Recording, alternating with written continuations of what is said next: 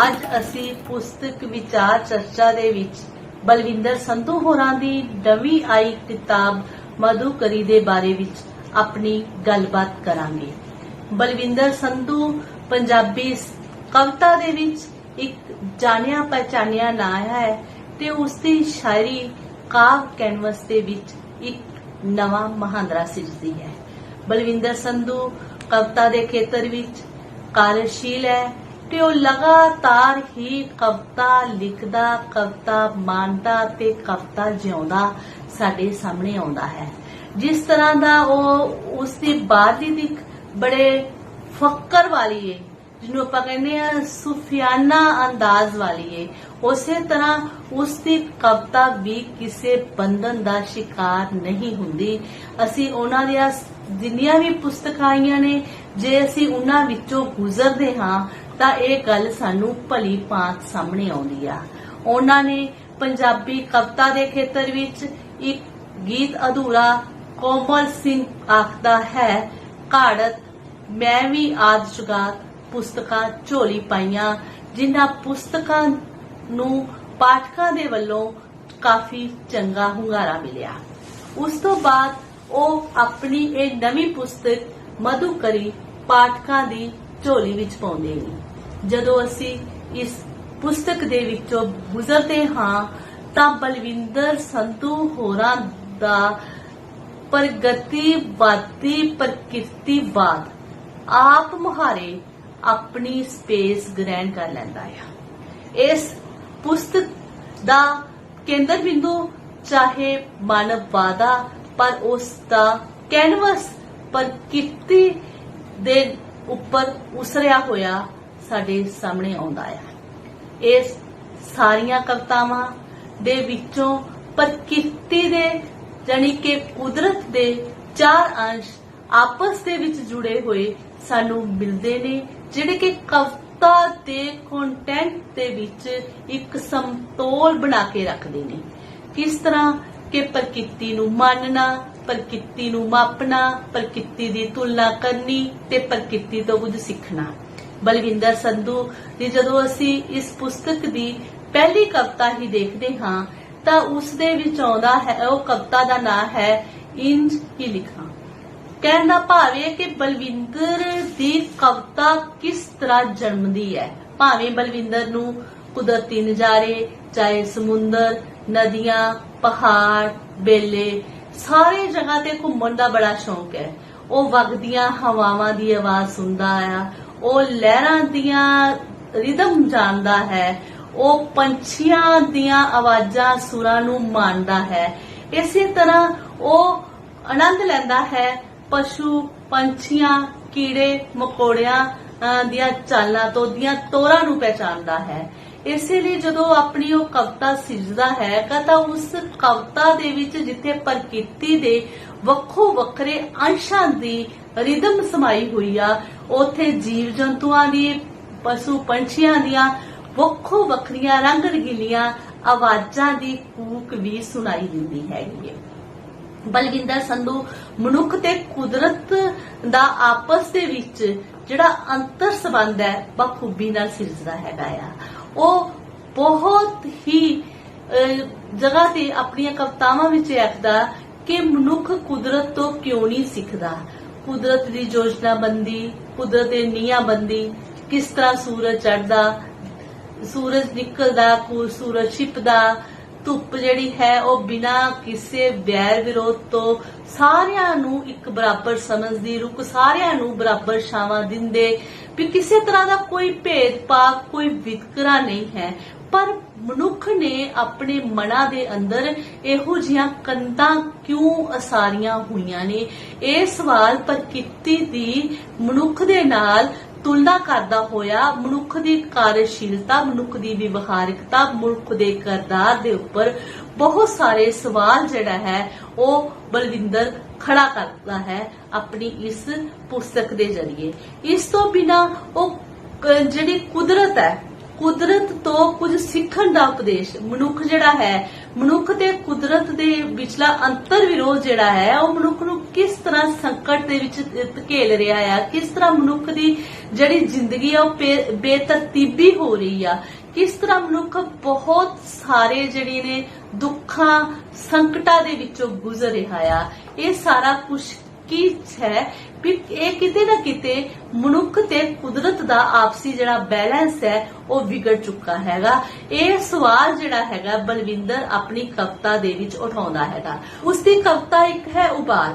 ਉਬਾਲ ਦੇ ਵਿੱਚ ਉਹ ਮਨੁੱਖ ਦੇ ਭਰਮ ਭੁਲੇਖੇ, ਕਿਉਂਕਿ ਜਿਸ ਭਰਮ ਦੇ ਵਿੱਚ ਅਸੀਂ ਵਿਚਰਦੇ ਆ ਤੇ ਕਈ ਤਰ੍ਹਾਂ ਦੇ ਅਸੀਂ ਸ਼ਿਕਾਰ ਹੋ ਜਾਂਦੇ ਆ, ਉਸ ਦੇ ਵਿੱਚ ਇਸ ਭਰਮ ਨੂੰ ਤੋੜਦਾ ਹੋਇਆ ਵੀ ਕੁਦਰਤੀ ਬਿੰਬ ਜਾਨੀ ਕਿ ਸੂਰਜ ਦਾ ਸਹਾਰਾ ਲੈਂਦਾ ਆ ਕਿ ਸੂਰਜ ਜਦੋਂ ਚੜ੍ਹਦਾ ਹੈ ਉਦੋਂ ਵੀ ਪੂਰਬ ਵਾਲੇ ਪਾਸੇ ਲਾਲੀ ਹੁੰਦੀ ਆ, ਜਦੋਂ ਛਿਪਦਾ ਤਾਂ ਪੱਛਮ ਵਾਲੇ ਪਾਸੇ ਲਾਲੀ ਹੁੰਦੀ ਆ। ਜੇ ਕੋਈ ਇਹ ਭਰਮ ਪਾਲ ਲਵੇ ਕਿ ਇਹ ਇੱਕ ਲਾਲੀ ਕ੍ਰਾਂਤੀ ਦਾ ਪ੍ਰਤੀਕ ਹੈ, ਪਰ ਇਸ ਦੇ ਪਿੱਛੇ ਕੁਦਰਤੀ ਬਿੰਬ ਕੀ ਕਹਿ ਰਿਹਾ ਕਿ ਮਨੁੱਖ ਇੱਕ ਭੁੱਲ ਭੁਲੇਖੇ ਦੇ ਵਿੱਚ ਵਿਚਰ ਰਿਹਾ ਕਿ ਜਦੋਂ ਸੂਰਜ ਲਹਿ ਰਿਹਾ ਹੈ ਤਾਂ ਉਹ ਇਸ ਕ੍ਰਾਂਤੀ ਦਾ ਸੰਕਲਪ ਸੋਚਣਾ ਜਾਂ ਉਸਦਾ ਇਹ ਇਨਕਲਾਬ ਨੂੰ ਬਾਰੇ ਸੋਚਣਾ ਕਿ ਇਹ ਇਨਕਲਾਬ ਦਾ ਪ੍ਰਤੀਕ ਹੈ, ਜਦੋਂ ਕਿ ਮਨੁੱਖ ਕੀ ਪਸ਼ੂ ਪੰਛੀ ਕੀ ਸਾਰੇ ਹੀ ਆਪਣੇ ਸੌਣ ਵਾਲੇ ਪਾਸੇ ਜਾ ਰਹੇ ਨੇ, ਤਾਂ ਇਹ ਇੱਕ ਭੁਲੇਖਾ ਸਿਰਜਿਆ ਹੋਇਆ ਮਨੁੱਖ ਦੇ ਮਨ ਦੇ ਵਿੱਚ ਹੈ। ਇਸੇ ਤਰ੍ਹਾਂ ਵਰਤਾਰਾ, ਇਸੇ ਤਰ੍ਹਾਂ ਉਸ ਦੀਆਂ ਬਹੁਤ ਸਾਰੀਆਂ ਹੋਰ ਵੀ ਕਵਿਤਾਵਾਂ ਨੇ। ਸੰਧਿਆ ਕਵਿਤਾ ਹੈਗੀ ਹੈ, ਸੱਜੇ ਖੱਬੇ ਕਵਿਤਾ ਹੈਗੀ ਹੈ, ਜਿਹੜੀ ਮਨੁੱਖ ਨੂੰ ਇੱਕ ਉਪਦੇਸ਼ ਵੀ ਦਿੰਦੀ ਆ ਕਿ ਮਨੁੱਖ ਕਿਸ ਤਰ੍ਹਾਂ ਕੁਦਰਤ ਤੋਂ ਟੁੱਟ ਕੇ ਤੇ ਮੁੜ ਕੇ ਆਪਣੀਆਂ ਜਿਹੜੀਆਂ ਪਦਾਰਥਿਕ ਲੋੜਾਂ, ਪਦਾਰਥਿਕ ਜ਼ਰੂਰਤਾਂ ਨੂੰ ਇੰਨੀਆਂ ਵਧਾ ਚੁੱਕਾ ਆ, ਪੈਸੇ ਦੀ ਦੌੜ ਪਿੱਛੇ ਭੱਜ ਰਿਹਾ ਆ, ਉਹਦੇ ਅੰਦਰੋਂ ਸ਼ਾਂਤੀ ਖਤਮ ਹੋ ਗਈ, ਉਹਦੇ ਅੰਦਰ ਸਕੂਨ ਨਹੀਂ ਹੈਗਾ ਆ। ਕਿਉਂ? ਕਾਰਨ ਕੀ ਹੈ? ਕਿਉਂਕਿ ਉਹ ਕੁਦਰਤ ਤੋਂ ਬੇਮੁਖ ਹੋਇਆ, ਕੁਦਰਤ ਦੇ ਵਿੱਚ ਇਕਮੁਖ ਹੋ ਕੇ ਇਹ ਕੁਦਰਤੀ ਨਜ਼ਾਰੇ ਨਹੀਂ ਬਣ ਰਿਹਾ। ਇਸੇ ਲਈ ਜਦੋਂ ਅਸੀਂ ਇਹ ਕਵਿਤਾ ਪੜ੍ਹਦੇ ਹਾਂ ਤਾਂ ਇਸ ਕਵਿਤਾ ਦੇ ਵਿੱਚ ਸਾਨੂੰ ਬਹੁਤ ਜ਼ਿਆਦਾ ਸਕੂਨ ਮਿਲਦਾ ਹੈ। ਇਸ ਕਵਿਤਾ ਦੇ ਸ਼ਬਦ ਸਹਿਜ ਰੂਪ ਦੇ ਵਿੱਚ ਮਨੁੱਖ ਦੀ ਰੂਹ ਨੂੰ ਨਸ਼ਿਆਉਂਦੇ ਨੇ, ਮਨੁੱਖ ਦੇ ਅੰਦਰ ਧੁਰ ਤੱਕ ਜਾ ਕੇ ਸਮਾਉਂਦੇ ਨੇ। ਇਹ ਮਨੁੱਖ ਨੂੰ ਕੁਛ ਨਾ ਕੁਛ ਸੰਦੇਸ਼ ਵੀ ਦਿੰਦੇ ਨੇ ਤੇ ਮਨੁੱਖ ਨੂੰ ਇੱਕ ਸੋਝ ਵੀ ਪ੍ਰਦਾਨ ਕਰਦੇ ਨੇ। ਬਲਵਿੰਦਰ ਦੀ ਕਵਿਤਾ ਦੀ ਇਹ ਬਹੁਤ ਵੱਡੀ ਜਿਹੜੀ ਆ ਉਹ ਖੂਬੀ ਸਾਡੇ ਸਾਹਮਣੇ ਆਉਂਦੀ ਆ। ਜੇਕਰ ਇਹ ਵੇਖਿਆ ਜਾਵੇ ਕਿ ਬਲਵਿੰਦਰ ਸੰਧੂ ਨੇ ਸਾਰੀਆਂ ਰੁੱਤਾਂ, ਸਾਰੇ ਮੌਸਮ, ਸਾਰੇ ਰੁੱਖ ਤੋਂ ਬਿਨਾਂ ਫਸਲਾਂ ਦਾ ਇੱਕ ਬੀਜ ਤੋਂ ਪੁੰਗਰਨ ਤੋਂ ਬਾਅਦ ਇੱਕ ਮਾਨਵੀ ਜ਼ਰੂਰਤ ਨੂੰ ਪੂਰਾ ਕਰਨ ਦੇ ਲਈ ਉਸਦਾ ਸਫ਼ਰ ਜਿਹੜਾ ਹੈਗਾ, ਕਿਰਤ ਜਿਹੜੀ ਹੈ ਉਹ ਕਿਸ ਤਰ੍ਹਾਂ ਵਿਕਾਸ ਕਰਦੀ ਜਾਂਦੀ ਆ, ਕਿਰਤ ਸ਼ਕਤੀ ਦਾ ਕੀ ਰੋਲ ਹੁੰਦਾ, ਉਹ ਅਸਿੱਧੇ ਰੂਪ ਦੇ ਵਿੱਚ ਸਾਡੇ ਸਾਹਮਣੇ ਦਿਖਾਉਂਦਾ ਹੋਇਆ ਕੁਦਰਤ ਤੇ ਮਨੁੱਖ ਦੀਆਂ ਲੋੜਾਂ ਦਾ ਆਪਸ ਦੇ ਵਿੱਚ ਜਿਹੜਾ ਸੁਮੇਲ ਕਰ ਜਾਂਦਾ ਹੈਗਾ ਆ। ਇਹ ਇਸ ਕਵਿਤਾ ਦਾ ਬਹੁਤ ਵਧੀਆ ਜਿਹੜਾ ਇੱਕ ਗੁਣ ਸਾਡੇ ਸਾਹਮਣੇ ਆਉਂਦਾ ਆ। ਇਸ ਤੋਂ ਬਿਨਾ ਇੱਕ ਇਹਨਾਂ ਦੀ ਕਵਿਤਾ ਹੈ ਸਾਂਝ, ਜਿਹੜੀ ਮੈਨੂੰ ਬਹੁਤ ਵਧੀਆ ਲੱਗੀ ਕਿ ਇੱਕ ਬਿੱਲੀ ਦੀ ਇੱਕ ਭਾਵਨਾ ਨੂੰ ਸਮਝਣਾ ਤੇ ਉਸ ਨੂੰ ਮਾਨਵੀ ਸੰਵੇਦਨਾ ਦੇ ਸਮਾਨ ਅੰਤਰ ਰੱਖ ਕੇ ਤੋਲਣਾ, ਇਹ ਵੀ ਇੱਕ ਸੂਖਮਤਾ ਵਾਲਾ, ਇੱਕ ਸੰਵੇਦਨਸ਼ੀਲ ਕਵੀ ਹੀ ਕਰ ਸਕਦਾ ਆ। ਤੇ ਨਾਲ ਹੀ ਉਸ ਸਮੇਂ ਕਵੀ ਇੱਕ ਗੱਲ ਇਹ ਵੀ ਆਖਦਾ ਆ ਕਿ ਸੁੱਖ ਵੇਲੇ ਨਹੀਂ ਬਲਕਿ ਦੁੱਖ ਦੇ ਵੇਲੇ ਜਿਹੜਾ ਹੈਗਾ ਮਨੁੱਖ ਦੀ ਦੂਸਰੇ ਮਨੁੱਖ ਦੇ ਨਾਲ ਚੰਗੀ ਜਿਹੜੀ ਹੈ ਉਹ ਸਾਂਝ ਬਣਦੀ ਹੈਗੀ ਆ। ਬਹੁਤ ਸਾਰੀਆਂ ਕਵਿਤਾਵਾਂ ਨੇ ਪ੍ਰਕਿਰਤਿਕ ਬਿੰਬਾਂ ਨੂੰ ਲੈ ਕੇ ਲਿਖੀਆਂ ਹੋਈਆਂ, ਚਾਹੇ ਉਹ ਮੁਹੱਬਤ ਦੀ ਗੱਲ ਹੋਵੇ, ਚਾਹੇ ਉਹ ਮਨੁੱਖੀ ਮਾਨਵੀ ਸੰਵੇਦਨਾ ਦੀ ਗੱਲ ਹੋਵੇ, ਚਾਹੇ ਉਹ ਮਨੁੱਖ ਦੇ ਅੰਤਰੀਵ ਮਨ ਦੇ ਵਿੱਚ ਪਏ ਹੋਏ ਦਬੰਧ ਦੀ ਗੱਲ ਹੋਵੇ, ਚਾਹੇ ਉਹ ਆਪਸ ਦੇ ਵਿੱਚ ਇਸ ਸੁਸਾਇਟੀ ਦੇ ਵਿੱਚ ਵਿਚਰਦੇ ਆ ਹਰ ਇੱਕ ਜੀਵ ਜੰਤੂ, ਹਰ ਇੱਕ ਮਨੁੱਖ ਦੀ ਇੱਕ ਸਪੇਸ ਦੀ ਗੱਲ ਹੋਵੇ, ਸਾਰੇ ਪੱਖਾਂ ਨੂੰ ਇਹ ਕਵਿਤਾ ਬਖੂਬੀ ਦੇ ਨਾਲ ਸਮਾਉਂਦੀ ਹੈਗੀ ਆ। ਬਲਵਿੰਦਰ ਸੰਧੂ ਸਿਰਫ ਇੱਥੇ ਹੀ ਤੱਕ ਹੀ ਸੀਮਤ ਨਹੀਂ ਹੁੰਦਾ, ਉਸ ਨੇ ਆਪਣੀ ਕਵਿਤਾ ਦੇ ਵਿੱਚ ਬਹੁਤ ਹੀ ਬਖੂਬ ਕਿਹਾ ਆ ਕਿ ਅੱਜਕੱਲ ਮੈਂ ਕਵਿਤਾ ਹੀ ਨਹੀਂ ਲਿਖਦਾ, ਧਰਤੀ ਦੀ ਹਿਫਾਜ਼ਤ ਲਈ जंगल दी वकालत भी करता हाँ, जिसका अर्थ बड़ा ही गहरा आ। इसलिए इस कविता दे विचों मानवी सरोकारां दे नाल, समाजिक सरोकारां दे नाल जुड़े हुए बहुत सारे विषय जिहड़े ने वो भी सानू वेखण नूं मिलदे ने। कविता है जड़ा। जड़ा कविता भावें कवि ने भारत दे पाकिस्तान दी वंड ते आधारित लिखी है कि जेड़े लोग अपनी जमीन नूं छड्ड के इधर आउंदे ने ते वो अपनी धरत दे नाल किवें जुड़े हुंदे ने। ये सिद्धे जां असिद्धे रूप दे नाल साडी विरासत नूं दे नाल जुड़दी कविता आ। कवि तकसीम कविता लिखदा आ, बड़ी बखूब कविता आ। इस कविता दे विच कवि नूं ओ भी साका नहीं भुल्लिया जदों हिंदुस्तान ते पाक दी वंड हुई, तकसीम होया साडा मुल्क। दूसरी तकसीम उस समय जदों हरा इनकलाब आउंदा आ ते साडे सांझा परिवार आ जिहड़ा हैगा वो संयुक्त परिवार वो टुट के अकैरे परिवार दे विच बदलदा आ। ते उस तो अगे जाके तकसीम अज जो असी सोसाइटी दे विच देख रहे हां, किस तरह जिहड़ा हैगा वंडिया जा रहा हैगा मुल्क नूं, किस तरह तकसीम किया जा रहा धर्म दे नां ते। उस चीज नूं वेख के उस कविता विचले पात्र दा पोता तकसीम तो बहुत डरदा आ। तकसीम दा एक एडा गहरा अर्थ जिहड़ा हैगा वो बहुत ही कमाल दा आ। इस कविता दे विच, इस पुस्तक दे विच एक कविता है नानक शायर। ये भी कविता अज के वर्तारे ते बहुत ज्यादा ढुकदी है। गुरु नानक ने उदासियां कीतियां, जिस खेतर दे विच भी बाबा नानक गया उस खेतर दी भाषा नूं, उत्थों दे सभ्याचार नूं, उत्थों दे तरातल नूं, उत्थों दे लोकां नूं, उत्थों दे पहरावे नूं उसे तरह ही अपनाया। उसके मन दे विच किते भी ये चीज नहीं आई, बल्कि हर कौम दी एक पहचान दा सवाल जिहड़ा सी ना ओनू भी उवें बरकरार रखिया। उदासी तो बाद जदों बाबा घर आया तां उसदे कोल भांत भांत दे इलाके दे वक्खो वखरे गीत सन। बलविंदर दा ये कहना एक जिहड़ा अनेकता विच एकता नूं दर्शाउण दा एक बखूब नाल पेश किया होया बिंब हैगा आ, जिस दे बारे विच अज सोसाइटी दे विच असी देख रहे हां कि कुछ हो रहा।